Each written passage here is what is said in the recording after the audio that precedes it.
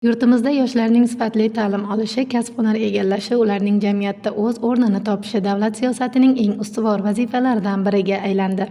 Ayniqsa maktabgacha va maktab ta'limini rivojlantirish umumxalq harakatiga aylanib, bu borada tub islohotlar amalga oshirilmoqda. Sho'rchi tumanidagi 990 o'rinli bo'lgan 3-umumta'lim maktabi binosi qurilib, foydalanishga topshirildi.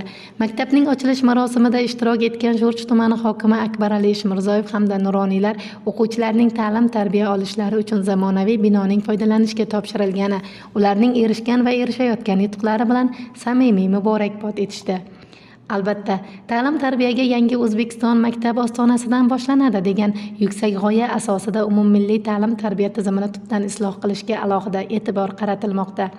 O'quvchi yoshlarning iste'dod va qobiliyati, ezgu intilishlarini to'liq ro'yobga chiqarish, ijtimoiy faolligini oshirish hamda hayotda munosib o'rin egallashlari uchun barcha imkoniyatlar yaratib berilmoqda.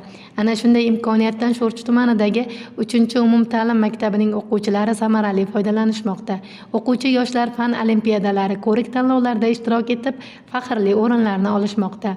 Maktabni bitirmasdan xorijiy tillar va fanlar bo'yicha sertifikatlar olib, oliy o'quv yurtlariga kirgan o'quvchilarning borligini faxr bilan aytish mumkin.